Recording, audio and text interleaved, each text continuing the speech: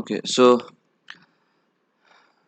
we will start with the study of functions today, which is the first step towards learning learning calculus, and then we will go on to uh, the real physics stuffs. Okay, so function के बारे में पहले discussion करते हैं. सबसे पहले देखते हैं what is really a function, what is the definition of a mathematical function. ठीक है, तो एक फंक्शन क्या होता है मैथ्स में. एक फंक्शन बोलते हैं एक रिलेशन को, basically from a number to a different number. ठीक है, यानी कि आपके पास लेट्स से जनरली एक रिलेशन होता क्या है. जनरली एक रिलेशन होता है rule that connects an object to another object. अगर कोई ऐसा रूल एग्जिस्ट करता है तो उसको हम लोग रिलेशन बोल सकते हैं. तो अगर वही रिलेशन, इस तरह का कोई रिलेशन है जो कोई स्पेसिफिक कंडीशंस को सेटिस्फाई कर रहा हो, तो उसको हम लोग मैथमेटिकली एक फंक्शन बोलते हैं. This is what the definition of functions is. Now formally what is that condition. अब उसको समझने के लिए हम एक सेट बनाते हैं. यहाँ पे ए, ओके, और एक सेट है आपके पास बी. ओके, ए में कुछ एलिमेंट्स हैं आपके पास और बी में भी कुछ एलिमेंट्स हैं आपके पास. ठीक है, अब हम क्या करते हैं, ए के किसी एलिमेंट को बी के किसी एक एलिमेंट से मैप करते हैं. ठीक है, इस तरह से मैपिंग पॉसिबल है. इस तरह से मैप कर रहे हैं. कहने का मतलब क्या है कि ये जो एरोज है, ये एरोज हमें ये बता रहा है कि ए के किस एलिमेंट को बी के किस एलिमेंट से हम मैप कर रहे हैं within the same rule. See, functional rule change नहीं हो रहा है. जिस रूल के तहत जो फर्स्ट एलिमेंट है ए का, वो बी के फर्स्ट एलिमेंट से मैप हो रहा है, उसी रूल के तहत ये जो फिफ्थ एलिमेंट है ए का, वो बी के फोर्थ एलिमेंट से मैप हो रहा है, एज यू कैन सी. तो this kind of relation, this is a kind of relation that can be called as a function. And जो डेफिनेशन अलाउ करता है, तो डेफिनेशन है क्या बेसिकली. डेफिनेशन ये है कि function f from a to b is such that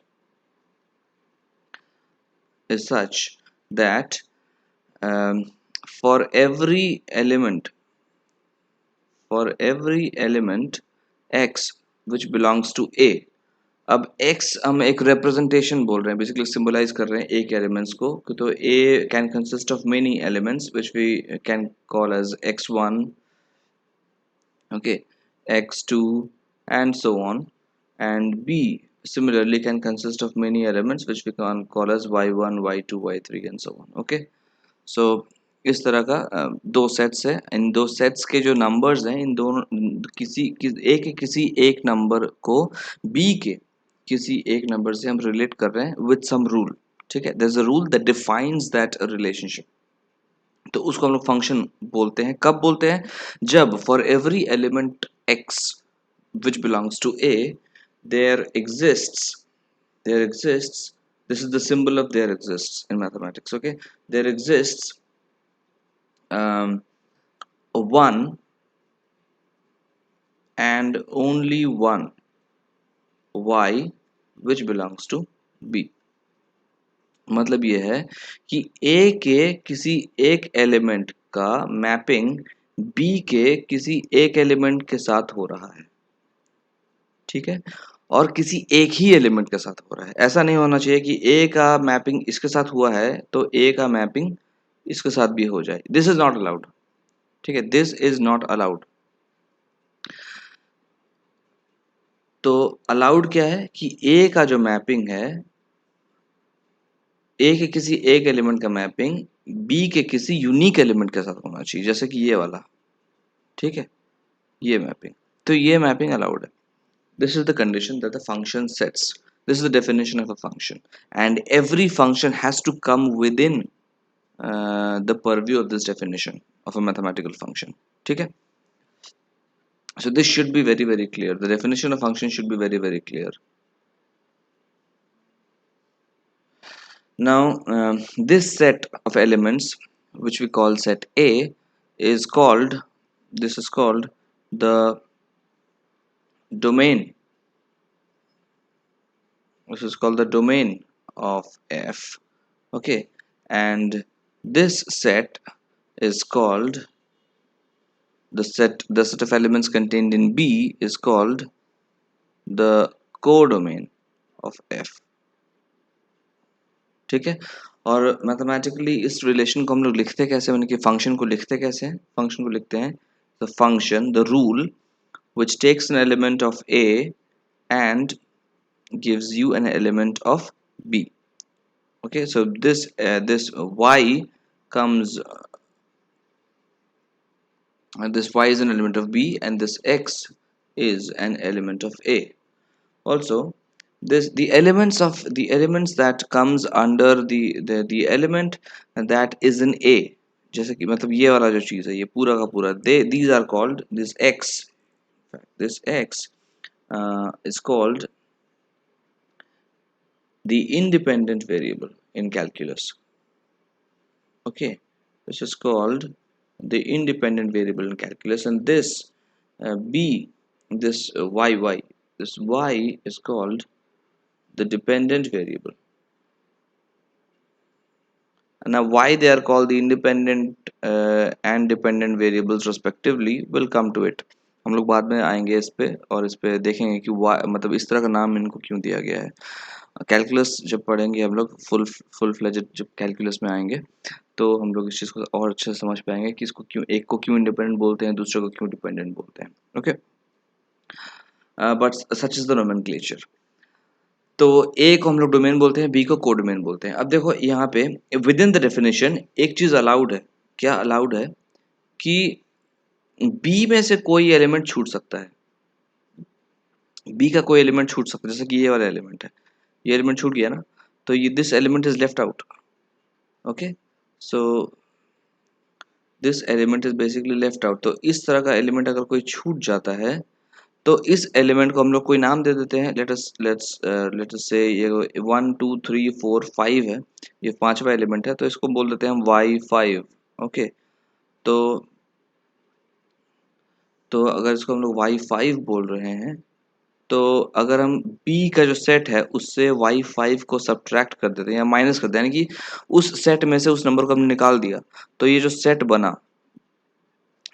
बना, इसको हम लोग बोलते हैं set of images. Set of images. Set of images क्यों बोलते हैं सेट ऑफ इमेजेस? इसलिए क्योंकि जो एलिमेंट्स है y1 y2 y3, ये जो भी एलिमेंट्स है, they are called, let us say that let's call this element, let's call this as y1, so let's say call y2. Okay, let's say this is called x1, this is called x2. So क्या बोलेंगे हम कि y1 is the image,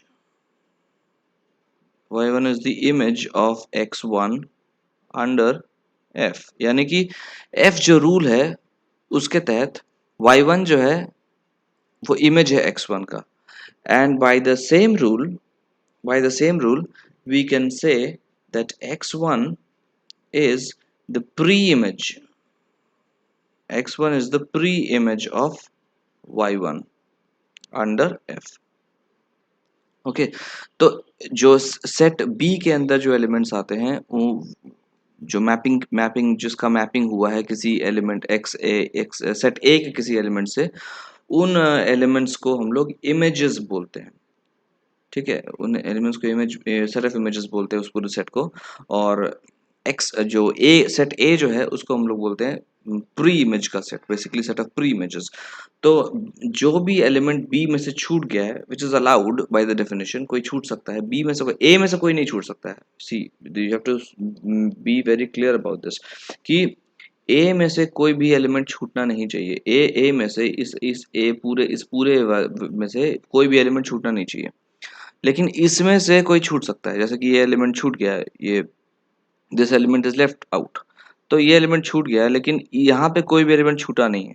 ठीक है, this is the condition that is imposed by this definition for a relation to be a function. ठीक है, तो okay, now अगर अगर हम कह रहे हैं कि this element which is left out from this rule, from this rule that the function sets that the function sets मतलब रूल क्या है बेसिकली एक रूल है जो कनेक्ट करता है ए के किसी एक एलिमेंट को बी के किसी दूसरे एलिमेंट से अगर उस रूल के बाहर कोई एलिमेंट है बी का तो उस एलिमेंट को अगर हम बी के सेट से बाहर निकाल देते हैं देन जो सेट हमारे पास बचता है जैसे जो सेट हमारे पास बचता है जैसे ये वाला सेट है तो इस सेट को हम लोग बोलते हैं सेट ऑफ इमेजेस ठीक है और इसी सेट का एक दूसरा नाम भी है एक दूसरा नाम क्या है इसका it's called the range of F okay range of F हम लोग रेंज भी बोलते हैं इसको तो सेट ए को क्या बोलेंगे हम लोग डोमेन और b minus the element which are left out of the functional rule that set of images the set of images is called the range of f तो ये दो बहुत इंपॉर्टेंट टर्म्स हैं एक है डोमेन और एक है range these two definitions should be very clear okay what is the domain of a function what is the range of a function we will learn how to find out the domain of a function and how to find out the range of a function when we will explicitly see the examples of some functions ठीक है हम कुछ examples देखेंगे और उससे निकालेंगे कि domain इसका है क्या और इसका रेंज क्या है ठीक है वो करेंगे हम लोग वो एक्सरसाइज लेकिन this is for theoretical purpose इतना क्लियर होना चाहिए कि डोमेन के अंदर कौन से एलिमेंट्स होंगे और रेंज के अंदर कौन से एलिमेंट्स होंगे ठीक है this should be very very clear so